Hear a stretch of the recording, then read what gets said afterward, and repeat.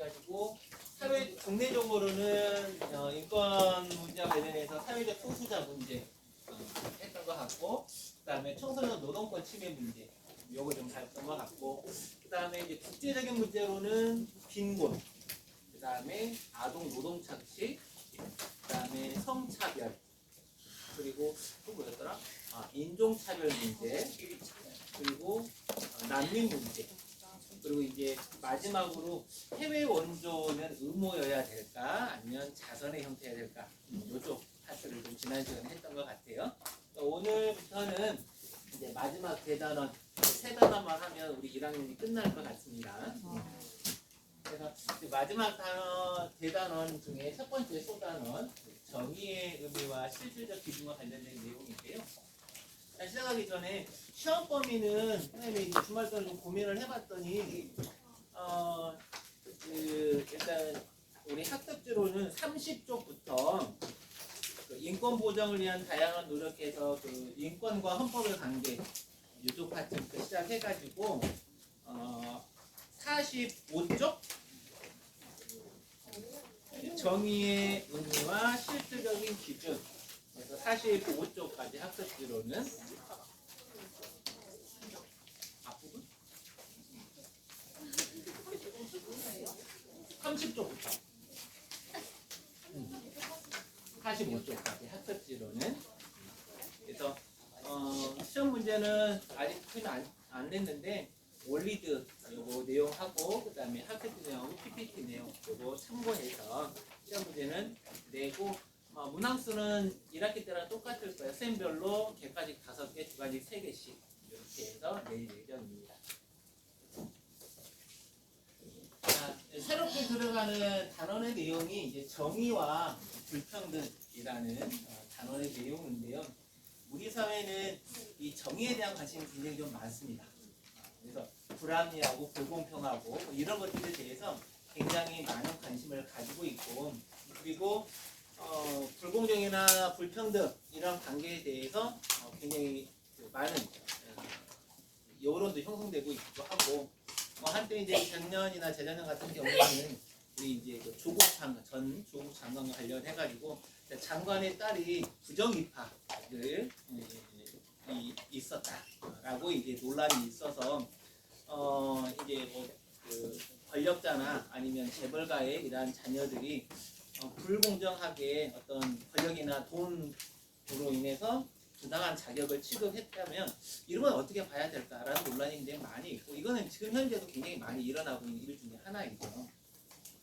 그리고 이제 어떤 사람들은 대학교 입학과 관련해서도 기부금을 많이 주면 시켜주는 학교가 있죠.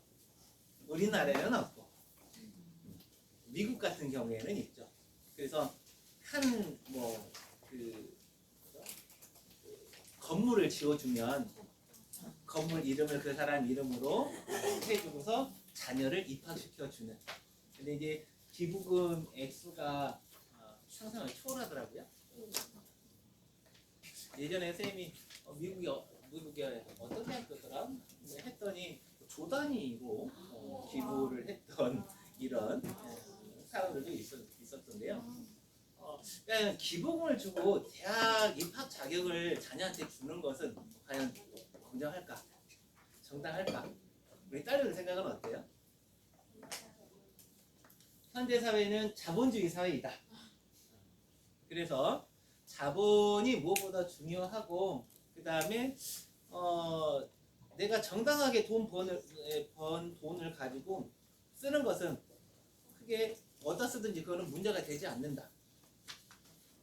사립학교 측에서 우리 학교에다가 좋은 시설물을 하나 지어주면 그 딸한테 입학 자격을 주겠다. 이거를 제도적으로 용인해 주는 것은 과연 정의로운 건가? 또는 지금 현재 모든 나라가 고속도로가 있는데, 지금 이제 고속도로에서 하이패스 제도가 운영되면서 그 전에 기존에 일하던 매표원분들 같은 경우에도 이제 점점 사라지고 있죠. 거의 이제 없어졌다시피 했는데, 근데 이제 고속도로 통행을 할 때 돈을 더 많이 주면 하이패스권을 지금 현재 놀이공원에 시행하고 있죠. 그러니까 자유이용권을 샀는데 그거보다 한 단계 업그레이드된 하이패스권을 팔죠. 그래서 하이패스권을 사면 안 기다리고 그냥 들어가죠. 그러면 이런 제도들은 공정하고 정의롭다고 볼 수 있겠느냐? 현재 운영되고 있으니까 사람은 어느 정도 인정하고 있는 거죠. 프리패스권, 하이 프리패스권을 더 큰 돈을 주고 사면 이제 빨리 관람왕을 즐길 수 있도록 해준다. 뭐 고속도로도 현재 이 제도 운영하고 있는 나라가 있죠. 더 많은 돈을 주면 하이패스이란 고속도로권을 판매하고서 이용할 수 있도록 해주는 이런 제도들은 현재 운영되고 있기도 하기도 한데 이런 제도들이 계속돼서 운영되는 것은 과연 공정하고 정의롭다고 볼 수 있는가? 그리고 의사 선생님들이 각 병원에 계시는데 돈을 더 많이 주면 순서 싸그리 무시하고 최우선순위로 진료를 받을 수 있는 권리를 주는 거. 이거는 정의로운 제도일까? 인정할 수 있는 제도일까? 자본주의 사회니까 돈 많이 주면 내가 가서 진료하겠다는데 뭐가 문제가 될까? 근데 응급 환자가 발생을 했는데 우리 학교에서는 돈이 별로 안 되는 사람이 안 되는 사람이야. 그러면 이 사람은 내가 못 받겠어 라고 하는 것을 인정해 줄 수 있을까? 선생님이 질문했던 내용들은 현재 일어나고 있는 내용이기도 하고 한참 논란 중이기도 한 내용이기도 합니다. 그리고 어떤 나라는 인정하고 있고 어떤 나라는 아직 인정하고 있지 않고 이제 인정하는 나라와 인정하지 않는 나라는 그 나라 사람들이 공유된 인식을 가지고 있어서 그것이 법제화되어 있느냐 그렇지 않느냐 이 차이는 좀 있는 것 같아요. 현재 우리나라도 현재 대통령이 이제 의료 민영화 이쪽으로 많이 관심을 가지고 계신 것 같아요. 그래서 대부분의 국가에서 지원하던 지원금들을 많이 현재 좀 축소하고 있고 개인들이 알아서 살아가라 이런 방향 쪽으로 이제 제도나 이런 것들을 자꾸 이제 관심을 가지고 계신 것 같은데 이런 분위기는 국영화가 아니라 민영화 대부분의 영역들을 민영화시키고 하는 것들은 과연 정의롭다 또는 바람직하다고 볼 수 있을 것이냐. 그 다음에 이제 교육 영역에서도 과거에는 교육의 영역은 자본주의 논리로 접근하면 안 된다라는 논리가 굉장히 많았었는데 이제 현대에 최근에 들어오게 되면서 교육의 영역에도 자본주의 논리를 반영시켜서 학교 간의 경쟁을 시켜야 된다 라고 하면서 이제 그 시장 논리에 의해서 수요와 공급 요 논리를 학교 교육 과정에서도 반영시키고 있고 그 다음에 효율성이 있느냐 없느냐 이런 걸 가지고서 교육 영역에도 이런 자본주의 논리가 이제 적용되고 있는데 이 교육 영역에 자본주의 논리를 대입하는 것은 과연 바람직하냐 공정하다고 볼 수 있느냐 등등 해서 여러 가지 논란이 있기도 하고 그 다음에 현재 우리나라는 특히 또 그런데 똑같은 일을 하는데 고등학교 졸업자하고 대학교 졸업장을 가지고 있는 사람하고 월급 시스템 체계가 다른 것은 정의롭다고 공정하고 정의롭다고 보느냐 아니면 그렇지 않느냐.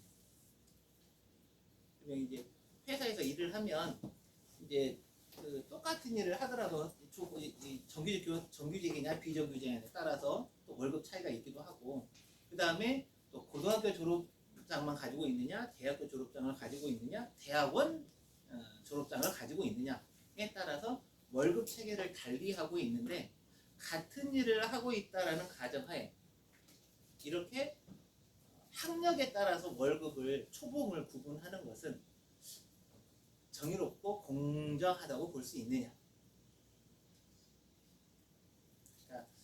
이런 이제 고민과 논란들이 현대 사회는 여전히 많이 일어나고 있죠. 그러면 무엇이 어떻게 하는 것이 과연 공정하고 또는 공평하고 정의롭다라고 볼 수 있느냐?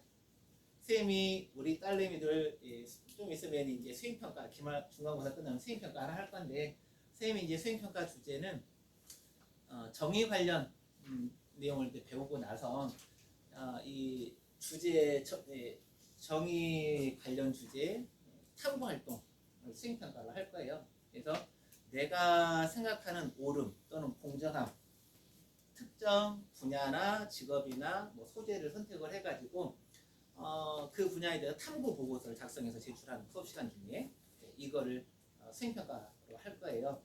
근데 이 수행평가를 하고 나서 선생님이 평가를 하는데 이쁜 순서대로 점수를 준다. 그럼 과연 이건 공정할 거예요. 아니면 수업 시간에 엎드려 있고 잠자는 애기들은 다 최하점을 주고 깨어있는 애들은 다 최고점을 주고 이렇게 평가하는 것은 과연 공정할 거냐? 그러니까 우리가 공정하다라고 이야기를 할 때 이 공정함의 대상은 크게는 두 가지 영역으로 우리가 생각을 해볼 수 있어요. 그러니까 부나 권력이나 지위와 같은 것들, 이거는 한정되어 있기 때문에 누군가는 가지고 누군가는 가지지 못하는 것들이죠. 부나 권력이나 지위나 명예나 또는 특정 인간한테 부여되는 의무나 이런 것들은 누구한테는 부여해야 되고 누구한테는 나눠줘야 되는 것들. 근데 이거를 어떻게 나눌 것이냐? 이거는 이제 분배와 관련된 정의라고 해서 분배적 정의라고 이야기를 하고요. 그다음에 이렇게 그 부나 권력이나 재산이나 명예나 이런 것들 말고 어떤 사람이 잘못을 했어, 잘못된 행동을 했어. 그러면 그 잘못된 행동에 대해서 그 피해를 준 사람한테 얼마만큼의 처벌을 하고 얼마만큼 배상을 하는 것이 공정한 거냐와 관련된 정의의 개념이 있을 수 있죠. 즉 잘못된 행동에 대한 처벌과 배상에 관련된 정의의 개념이 있을 수 있죠. 이거를 교정하다라고 해서 교정적 정의 이렇게 이제 표현을 합니다. 그래서 크게 이제 정의의 개념을 이야기를 할 때는 부나 권력이나 지위나 명예나 의무와 같은 것들을 어떻게 나누는 것이 좋으냐와 관련된 분배적 정의의 개념이 있고, 그 다음에 상대방이 잘못된 행동을 했을 때 그걸 얼마만큼 처벌하고 배상하는 게 옳은 것인가와 관련된 교정적 정의, 이렇게 크게는 그게 두 가지로 나누기도 합니다. 또 우리가 살아가는 사회 속에서 우리는 뭔가를 끊임없이 나눠야 돼요. 자리도 나눠야 되고, 그 다음에 돈도 나눠야 되고, 그 다음에 권력도 나눠야 되고, 뭐 모든 것들이 다 독차지할 수 없으니까 또 자원도 나눠야 되고. 현 세대의 인간들이 이 지하 자원들을 다 쓸 권리가 있을까? 미래 세대를 생각하지 않을까? 이런 것들도 분배적 정의와 관련된 내용이라고 볼 수 있는 거죠.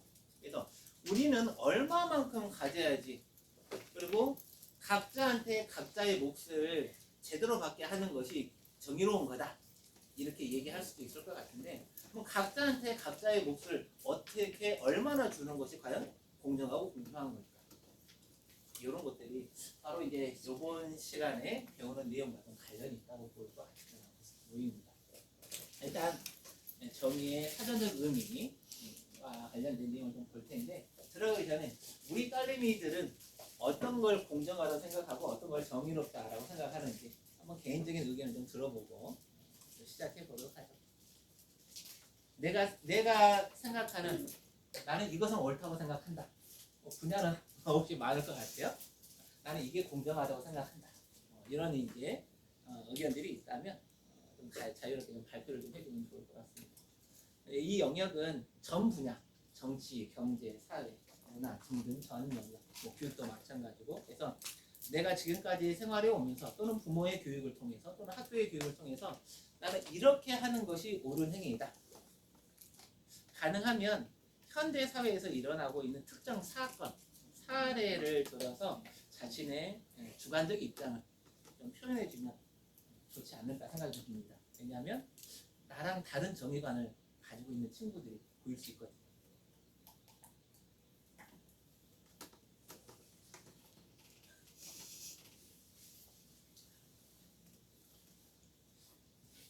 그러면 최근에 좀 이슈가 많이 되고 선생님들도 지금 이제 데모하러 많이 가고 계시는 시위하러 서희초 교사 그 자살 사건 관련해가지고 지금 교육계가 엄청 흔들리고 있어요. 그래서 이제 뭐 학부모님들에 의한 악성 민원, 그다음에 폭력성을 가진 학생들, 뭐 이런 학생들이나 학부모들 때문에 교사가 지금 극단적인 자살 선택을 하는 사례가 지금 현재 뉴스에서만 10건 이상 나오고 있거든요. 그래서 전국에 있는 교사들이 매주 금요일, 토요일 날만 해가지고 교육부나 아니면 그 교육청 또는 이제 지정된 곳에서 이제 시위를 하고 계시는데 일단 이거에 대해서 좀 찬반 논란이 있기도 하기도 하고 그다음에 이제 9월 4일 날 월요일이었죠. 그래서 이제 공교육 멈춤의 날이라고 지칭하면서 이제 추모하기 위해서 많은 선생님들이 직접 올라가서 시위에 참여하기도 하고 추모하는 행사를 가지기도 했었어요. 그래서 이제 지금 현재 뉴스에서는 9월 4일 날 참여한 교사들한테 징계를 내리겠다. 이렇게 했다가 이제 오늘 뉴스 보니까 조금 한 발 물러나서 좀 검토하겠다. 근데 이제 그 9월 4일 날 서울 그 시위 장소에 갔던 선생님들 핸드폰 위치 추적까지 했다고 하더라고요. 그래서 이제 징계 여부는 아직 뭐 확실치 않기는 하지만 학생의 학습권을 무시하고 집단 행동을 했다. 이제 뭐 제명은 그거이기는 하죠. 근데 이 현상에 대해서는 분명히 찬반 의견이 좀 있을 수 있을 것 같아요. 그리고 이제 교육부에서 그날 이제 동참하는 학부모들이 내 아이 학교 안 보내겠다. 이거 실제로 학교 안 보낸 초등학교 학부모님들 꽤 많이 계세요. 근데 이제 학교 안 보낸 학부모님들을 대상으로 해서 교육부가 진짜 현장 체험이 아니라 추모 행사에 참여하기 위해서 현장 체험 써서 만약 안 나왔다면 처벌하겠다. 진짜 현장 체험이면 어디 여행 가가지고 현장 사진이 있어야 되고 그런데 추모 행사에 학부모 차원에서 동참하기 위해서 아이를 학교에 안 보냈다. 이러면 불법을 규정해서 처벌하겠다. 벌금치금 부과하겠다. 이런 인터넷 뉴스까지 있었었거든요. 이런 현상에 대해서 나름대로 의견을 가질 수 있을 것 같아요. 뭐 잘했다라고 이야기하는 사람이 있을 수도 있고, 그다음에 좀 너무했다라고 하는 사람들이 있을 수도 있을 것 같고, 선생님이 이제 교사 입장이 하니까 교육부에 대해서 이제 비판적인 입장이긴 한데, 그리고 선생님 이 나라 그 미디어도 별로 마음에 안 드는데, 개인적인 의견이니까 공무원들은 정치적 중립을 지켜야 된다고 합니다. 네, 신고하면 잡혀갈 수 있습니다. 근데 어찌됐건 개인의 어떤 그 의견 입장이나 소견은 반드시 필요한 것 같아요. 그러니까 남들 하는 대로 따라가는 것이 옳은 것은 아니고 내가 특정한 이런 신념이나 옳고 그름의 판단 기준을 가지고 있다면 그것이 범죄가 아닌 한은 그 소신을 남들한테 이야기할 수 있고 그 다음에 그런 것들에 대해서 내가 옳다 생각하는 것들을 관철시키려고 노력하는 이런 태도는 반드시 필요하다고 생각합니다. 그리고 세상에는 나랑 다른 정의관을 가진 사람들이 굉장히 많습니다. 그래서 이런 사람들하고 결국은 갈등이 일어날 수밖에 없는데 이런 갈등을 폭력이 아니라 대화와 타협으로 해결해 나가는 이런 태도들이 무엇보다 필요하다고 보여지고요. 그리고 이제 지금 세대는 현재 대통령 당선 시에 그 노년층 분들이 엄청나게 현 정권에 대해서 많은 지지도를 보여주고 계세요. 그래서 그리고 이제 젊은 층은 점점점 우리가 생각했던 대통령이 좀 아닌 것 같다. 역사 인식도 이제 좀 젊은 세대가 좀 다른 것 같고, 그다음에 일본을 대하는 태도 또한 젊은 세대들이 가지고 있는 이런 인식과 좀 다른 것 같고, 그래서 이제 현재 대통령에 대해서 비판적인 입장을 이야기하는 이런 언론들의 태도도 많이 나오고 있기도 하고 한데 뭐 어느 쪽이 옳다 그러냐 이 문제로 판단하기 좀 어려운 것 같아요. 왜냐하면 세대별로 세대 간의 격차, 살아온 환경이 다르기 때문에 세대 간의 격차 분명히 있을 수밖에 없고, 근데 이제 시대를 관통하는 흐름이라는 게 존재하는데 지금 현재 보면 현재 그 우리나라 대통령은 아직도 반공에 대해서 이야기하고 전체주의를 얘기를 하는데 선생님 개인적으로는 이해가 좀 안 됩니다. 반공 세력이 우리나라에 아직 있는가? 근데 대통령은 있다라고 하셔요. 자꾸 이야기합니다. 그 기준에 따르면 나는 반공세력이니까 알게는 고민을 하게 되기는 하긴 하는데 아니, 그래서 시대의 조류와 흐름이라는 것이 존재하는데 이런 것들의 흐름을 좀 선생님 입장에서는 제대로 파악하고 있지 못한 거 아닌가? 자꾸 정치적 중립을 어기고 있네요. 근데 이제 선생님도 틀릴 수 있고 하기는 하지만 다양한 의견을 존중하고 대화나 토론이나 타협을 통해서 이런 것들을 만들어가는 게 필요하고 그다음에 옳고 그름의 판단 기준은 그래서 시대가 상황이나 조건에 따라서 달라질 수 있죠. 근데 이제 이거는 이제 짧게 보는 측면에서의 그 옳고 그름의 판단 기준이고 그다음에 이제 그큰 그림에서 본다면 옳고 그름의 판단 기준이 이미 정해져 있다 이렇게 이야기하는 사람들도 있어요. 사람의 생명은 존엄하고 존중해야 된다 라고 하는 것은 시대와 그 장소를 뛰어넘어서 모든 사람들이 옳다라고 얘기할 수 있는 근거 자료이기도 합니다. 근데 이제 시대에 따라서 좀 이 모든 인간은 존엄하다라는 이러한 이 옳음의 판단 기준은 시대나 상황에 따라 좀 다르게 적용되는 것이 있죠. 고대 그리스의 여성이나 외국인이나 노예들은 인간이 아니기 때문에 존중받을 수 없었고 현대 사회에서는 모든 인간은 다 존엄하다라고 인식들이 보편화되어서 모든 인간을 다 존엄한 존재로 규정을 하고 있고 또 과거에서는 노예나 여자나 외국인이나 뭐 이런 존재들은 인간으로 취급되지 않았었고 그러니까 모든 인간은 존엄하다라는 이 명제는 모든 시대에서 다 옳다고 정의되어 왔지만 구체적인 세부 기준으로 들어가게 되면 인간으로 취급할까 인간의 형상을 한 동물로 취급하느냐 그렇지 않느냐에 따라서 옳고 그름의 판단 기준이 좀 달라져 왔다고 볼 수 있을 것 같아요. 그래서 단기적인 관점에서의 옳고 그름의 판단 기준이 존재하고 그다음에 보편적인 큰 차원에서의 이런 옳고 그름의 판단 기준이 또한 존재한다 이렇게 볼 수 있을 것 같습니다. 뭔 얘기하다 여기까지 우리 딸내미도 의견 좀 더 하다 여기까지 자 그러면 일단은 이제 뭐 선생님 하나의 사례를 좀 들었고요. 내가 관심 있는 분야와 관련해가지고 이런 사례나 사건들이 있는데 나는 이 사건에 대해서 이렇게 생각한다. 이것이 옳은 거야. 바람직한 거다 생각한다. 뭐 이런 것들이 있다면 한번 얘기를 좀 들려주면 좋을 것 같아요. 선생님이 교육학을 공부하면서 지말은 최소한 줄이고 학생들 말을 많이 들어야 된다라고 다른 느낌이 잘 안 돼요. 우리 딸내미들이 생각하는 정의롭다 또는 옳다라고 하는 기준은 어떤 게 있을까요? 우리 학교 현실에 대해서 이야기해도 상관없습니다. 네. 그 사이토 문제에서 학부모들이 초등학생 자녀를 결석을 시키잖아요.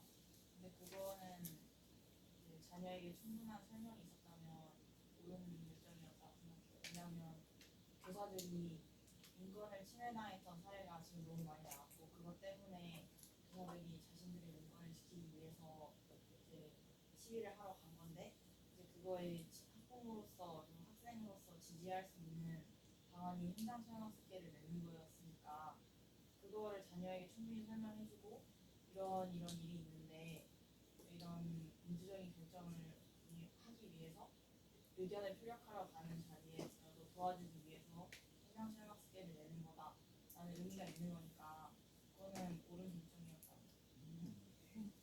일방적으로 나는 학교 가지 마가 아니라 이런 일이 있으니까 이런 사례에서 동참하기도 하고자 너도 동참할래 이렇게 해서 동의를 구했다면 바람직하고 정의롭다라고 생각을 한다. 좋은 의견 감사합니다. 꼭 요 사례가 아니더라도 혹시 내가 겪은 사례와 관련해가지고 이거는 나는 솔직히 부정의하다고 생각한다. 뭐 이런 것도 상관없습니다. 내가 겪은 일 중에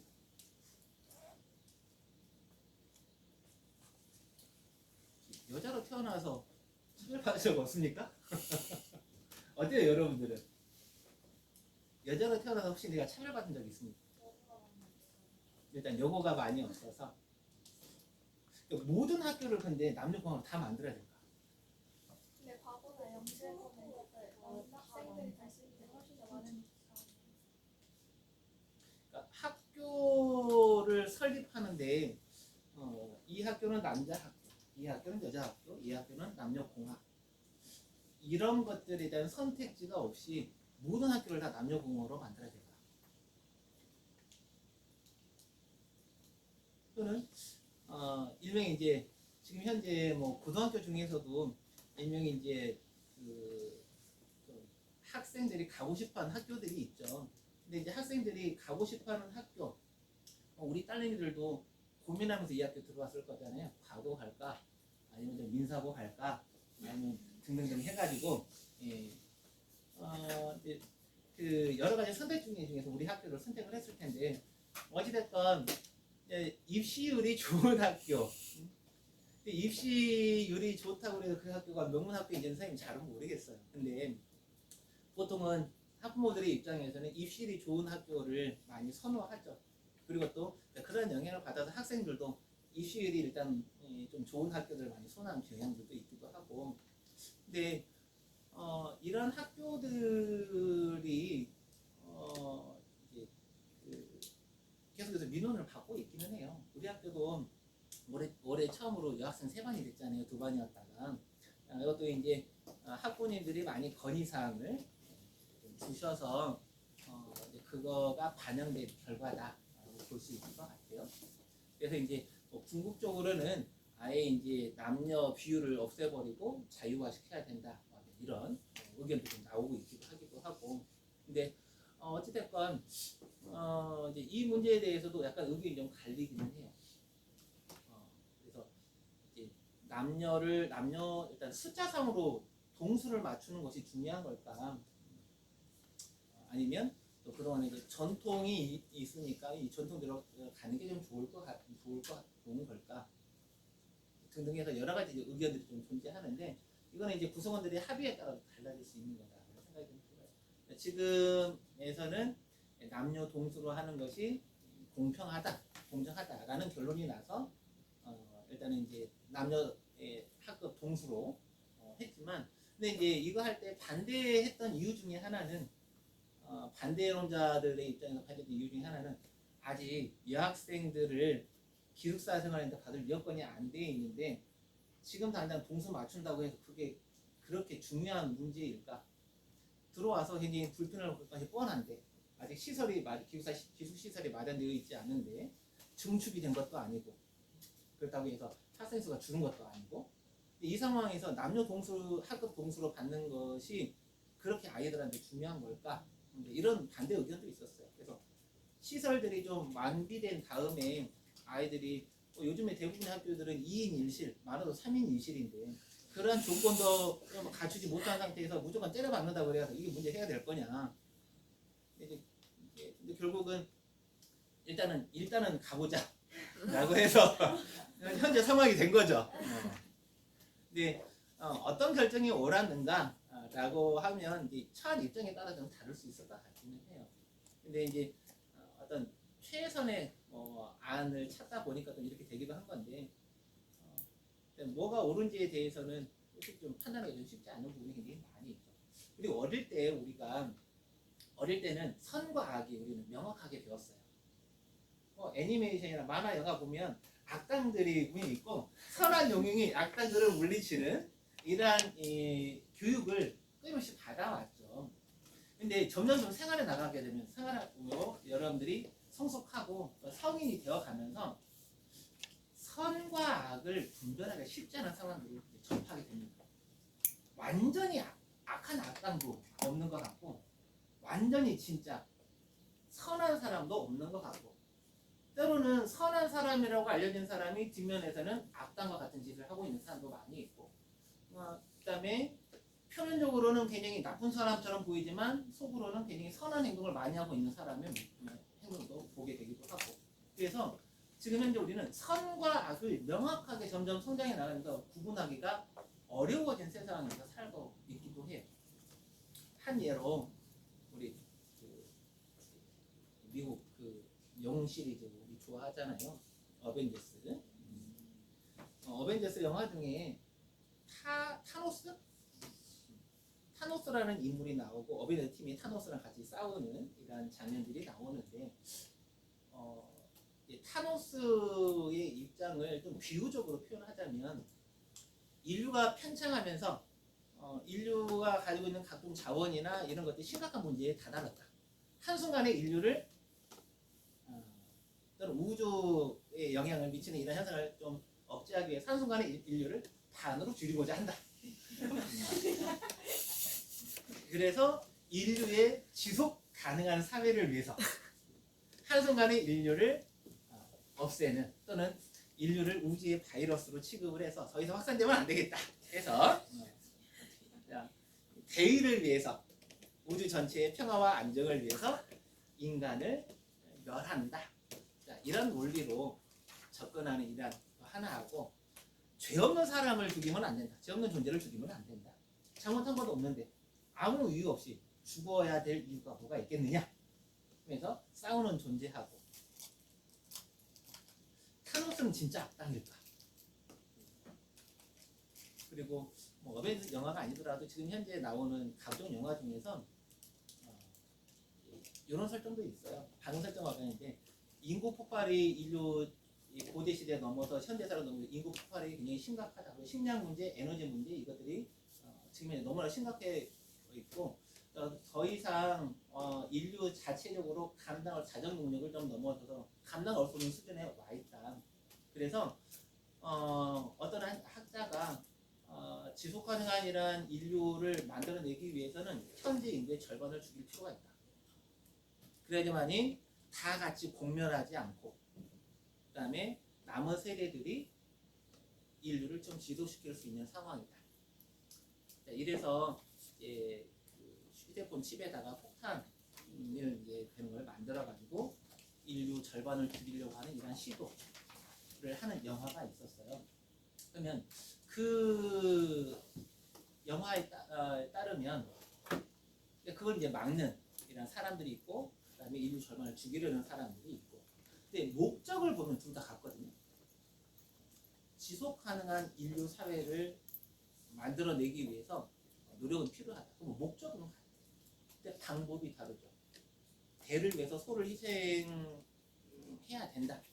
이런 논리로 접근하는 사람들이 있기도 하고 그리고 또 한쪽에서는 그렇다고 할지라도 아무 이유 없이 사람을 죽여서는 안 된다. 좀 더 시간이 지나면 뭔가 대안이 나올 수도 있지 않겠느냐. 이런 논리로 접근하는 경우도 있기도 하기도 하고 과연 누가 맞을 거냐. 그리고 인류 종말을 다룬 영화 같은 경우에 인류 종말이 다가온다. 그러니까 일명 노아의 방주를 몇 개 만들어서 거기서 사람들을 태워서 남은 사람들이 생존할 수 있는 대안을 마련해 놓자. 그러면 노아의 방주에 누구를 얼마나 태워야 될 것이냐. 그러면 각국의 대통령하고 지도자하고 과학자하고 그 다음에 이제 뭐 어린아이 뭐 그다음에 그 각종 씨앗 등등 해가지고 이런 이제 설정들이 나오는데 누구를 얼마만큼 태워야지 과연 공정한 걸까? 그걸 만든 나라 사람들을 우선적으로 태워야 할까? 아니면 이런 그 노아의 방주 잠수함을 만들지 못하는 나라 사람들도 배려를 해야 될까? 등등 해서 우리가 살아가는 사회 속에서 무엇이 옳고 그른가 이런 걸 따질 때 굉장히 좀 어려움이 좀 많이 있는 것 같아요. 배가 난파됐을 때 어린아이와 노약자를 먼저 태우는 것이 옳은 행동일까? 아니면 젊은 청년들만 태우는 것이 옳은 행동일까? 등등등. 그래서 상황에 닥치지 않으면 알 수 없는 내용도 있기는 하기는 하지만 끊임없이 우리는 옳고 그른 거, 공정한 거 이런 것들에 대해서 고민을 하면서 살아갈 수밖에 없고 내가 또 불공정한 대우를 받았다라고 생각이 될 때는 이게 그 적개심이 들게 되죠. 내가 공평하게 대우받지 못했다. 내가 돈이 없어서 차별받았다. 또는 내가 이쁘지 않아 가지고 차별받았다. 이런 것들에 대해서도 끊임없이 논란거리가 됩니다. 그리고 현재 우리는 암묵적으로 외모 지상주의를 동의하고 있어요. 과거에는 얼굴 없는 가수가 굉장히 많았거든요. 노래는 엄청 잘 불러요. 근데 화면에 TV 화면에 얼굴을 안 비치는 가수들이 꽤 많이 있었어요. 그래서 이 얼굴은 가수가 누굴까 하면서 궁금증하면서 이제 그 테이프 사고 이런 경험이 있었는데 지금은 얼굴 없는 가수가 없어요. 그리고 가수들도 예, 예쁘고 멋있어야지, 연예인들도 예쁘고 멋있어야지 사람들이 관심을 주지, 예쁘고 멋있지 않으면 능력이 있어도 쳐다봐 주지 않는 이런 현상들이 좀 있습니다. 오늘 뉴스 보니 인터넷 뉴스 보니까 이 제목이 있더라고요. 이수연보다, 이수연이가 김수연인가, 우리 악동 이수연의 이수연인가, 우리 부장님 이름이기도 한데 이수연보다 왜 장원영이냐. 그래서 요즘 현대에서 외모를 굉장히 너무나도 중요시하고 능력 중심의 사회다 뭐다 얘기하지만 실질적으로는 말은 포장은 능력 또는 이렇게 얘기를 하지만 실질적으로는 외모나 아니면 부모의 부나 권력이나 지위나 이런 것들이 더 많이 작용하고 있는 사회가 아니냐. 신분제도가 없어졌다고 이야기를 하지만 암묵적인 신분제도가 있는 사회로 가고 있는 거 아니냐. 이렇게 이야기하는 사람들도 꽤 많이 있거든요. 그래서 뭐 이왕이면 다운치마르고 예쁘고 멋있으면 좋죠. 근데 그것이 어떤 부나 지위나 권력을 분배하는 기준으로 작용하게 되는 것에 대해서는 우리가 어떻게 생각을 해야 될까? 현재 사회는 우리 딸내미들이 앞으로 지금 살아가고 있는 이 학교 시스템하고 그다음에 앞으로 살아갈 사회 시스템은 과연 공정하다고 봐야 될까? 또는 공정하다고 생각하고 있는가? 이런 것들에 대한 고민이 우리가 살아가면서 계속해서 들 거다라는 생각이 듭니다. 그래서 무엇이 공정하다고 또는 정의롭다고 우리는 이야기해야 될까? 몇 가지 기준들을 이제부터 소개를 할 텐데 그거에 대해서 같이 좀 살펴보도록 하겠습니다. 프라이버시 사생활 중요하죠. 프라이버시 7.0이네요. 사생활을 방해하지 말라는데 미안합니다. 화장실 다녀야 돼요. 네. 자, 그래서 이제 이번 단원에서는 정의의 사전적 의미를 좀 살펴보고요. 그다음에 정의에 대해서 이야기했던 서양학자 중에 대표적인 사람으로 아리스토텔레스라는 사람을 꼽는데요. 그래서 아리스토텔레스가 고대 학자였던 아리스토텔레스가 정의를 어떻게 규정했는지 한번 좀 살펴보고, 그다음에 분배적 정의를 실현하기 위해서 현대 사회에서는 몇 가지 기준을 적용을 하고 있는 대표적인 것들이 업적에 따라서 분배하자, 능력에 따라서 분배하자, 필요에 따라서 분배하자, 이런 기준들이 현재 적용되고 있는데 이런 기준들의 장단점에 대해서 좀 살펴보고, 그다음에 자본주의 사회에서 중요시하고 있는 분배 기준하고 사회주의가 지향하고 있는 분배 기준이 좀 다른데 어떻게 다른지, 왜 다른지 이걸 좀 살펴보고, 그 다음에 태어나는 순간 모든 사람들의 조건들은 다 같지 않다. 누구는 빌 게이츠 자녀로 태어나고, 누구는 범죄자의 아들이나 딸로 태어나고, 그리고 누구는 한순간에 하루에 몇 천만 원씩 써도 부담이 없는 이런 집안에 태어나기도 하지만, 누구는 태어나는 순간 빚더미 아닌 집안에 태어나기도 한다. 그러면 태어나는 상황과 조건이 다 다른 상황에서 모든 사람들 다 똑같이 만들어주면 현실로 불가능하다. 그러면 그래서 일정한 사람들이 합의할 수 있는 일정한 공정한 절차를 만들어서 이 절차만 지킨다면 어떠한 결과가 나오든지 간에 정의롭고 공정하다고 봐야 된다라고 주장하는 절차적 정의관이 있는데 요거에 대해서 한번 살펴보고 하도록 하겠습니다.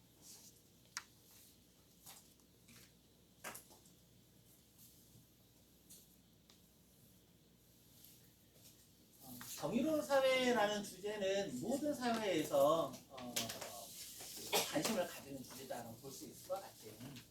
그러니까 누군가는 에어컨 아래에서 사무실에서 펜대 굴리고 그다음에 문서 보면서 근무를 하고, 누군가는 살인적인 뙤약볕 아래에서 일을 하는데 벌어들이는 수업이 아니라 수입은 왜 이렇게 차이가 많이 날까? 그리고 일명 이제 전문 직종에서 일하는 사람과 현장에서 뙤약볕에서 일하는 이런 분들의 월급 차이, 받아 있는 것은 당연한 걸까? 누구한테 더 많이 줘야 될까? 이런 이제 논란이 있기도 하고, 그 다음에 노력하는 사람한테 정당한 대가를 주는 것은 옳다. 그런데 태어나는 순간부터 어떤 부모를 만나느냐에 따라서 그 사람이 이후에 삶의 부나 권력이나 지위를 자녀가 하는 이런 확률들이 달라지더라. 그러면 태어날 때부터 궁수적인 사람과 그냥 평범한 흑수적인 사람과 정당한 노력한 자한테 정당한 대가를 주는 건 당연하다고 하는데, 태어나는 순간부터 이렇게 조건의 차이가 있는데 정당한 노력을 어디까지 인정을 해야 될까? 이런 문제들에 대해서 우리가 이야기해 볼 수 있을 것 같고, 또 사람들한테 똑같이 빵을 나눠줘도 불만을 가진 사람들이 있더라. 왜 그럴까? 이거 이제 미국 연구 자료이기도 한데, 사람들한테 2달러가 아니라 1.5달러를 줬을 때 더 많이 행복하다고 이야기를 하더라. 왜 그럴까? 그 다음에 복권 제도는 많은 나라에서 운영을 하고 있는데, 이 복권은 우리의 의욕을 높이는 걸까 아니면 떨어뜨리는 걸까? 뭐 이런 것들이 바로 정의와 관련돼서 여러 가지 나오는 질문 중에 하나라고 볼 수 있을 것 같습니다. 자, 그러면 정의라는 게 뭔지 들어가기 전에 사전자료 쌤이 너무 많이 먹네. 우리나라 재벌가들한테는 3-5 법칙이라는 것이 있었다고 그래요. 그래서 이게 뭐냐면, 유독 한국 재벌들은 죄를 지어서 법정에서 판결을 받을 때 처음 1심에서는 5년을 선고받는데, 다시 항소하면 2심에서 3년 징역 3년 집행유예 5년을 대부분 선고받았다고 해요. 집행유예의 뜻은 뭐죠? 집행을 유예한다라는 거잖아요. 그러면 그냥 5년 동안 교도소에서 생활해야 된다라는 거죠. 징역 5년형 하면 그냥 무조건 교도소에 5년 생활해야 돼. 근데 징역 3년에 집행유예 5년 이거를 선고하면 5년 안에 추가적인 범죄를 저지르지 않으면 3년을 면해주겠다. 이 의미인 거예요. 그러니까 집행유예가 붙으면 그 집행유예 기간 동안에 추가적인 범죄가 없으면 앞에 형을 안 살아도 된다 라는 의미라고 그래요. 근데 이제 우리도 한국 재벌들한테는 징역 3년에 집행유예 5년을 많이 법관들이 때렸다는 거죠. 왜 그랬느냐? 일단은 이제 그 이유 중에 하나는 국가 경제 발전에 이 재벌들이 기여한 점을 인정해서 2심에서 집행유예를 때린 경우이 많았다, 이런 내용인데요. 근데 이제 이런 문제가 있어요. IMF 때 재벌들, 범죄를 저지른 재벌들이 많이 사면됐어요. 풀려났어요. 그 이유가 뭐였을까요? 지금 국가 부도 사태다. 이거 일어나려면 경제적으로 우리가 뭔가 힘을 얻어야 된다. 그러면 이제 재벌들이 돈을 많이 벌어서 국가에 세금을 갖다 줘야지 이 국가가 운영될 수 있다. 그러니까 죄를 면해주고 다시 현장 복귀해서 니네 빨리 돈 많이 벌어와 해서 재벌가들을 엄청나게 많이 풀어줬었어요. 그리고 이제 매년 대통령들이 그 8.15 광복절이나 특별한 날에 대통령이 특별 사면을 할 수 있는 권한을 가지고 있죠.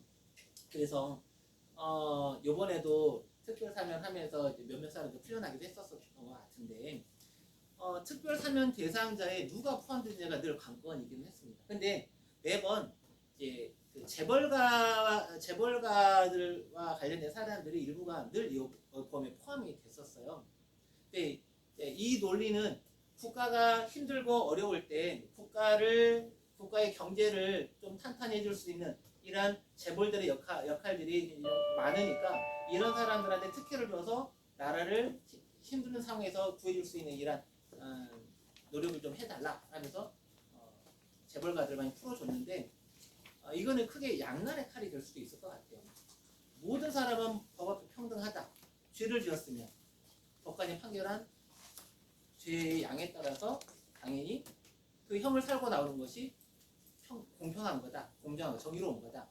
근데 지금 사정이 어려우니까 재벌가들, 주로 이제 특혜를 받는 사람들은 돈 있고 권력 있는 사람들 대부분 많이 특혜를 받게 되는 거잖아요.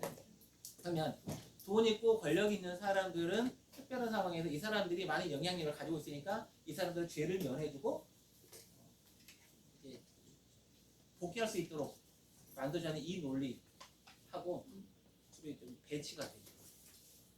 그래서 만인은 법 앞에 평등하다는 이 원칙하고, 그 다음에 어려운 상황에서 큰 영향을 발휘해준 사람들을 죄에서 면해준다 이 논리하고, 어떤 게 진짜로 옳은 걸까에 대해서 늘 고민을 하게 되는데, 나머지 내용은 다음 시간에 하도록 할게요.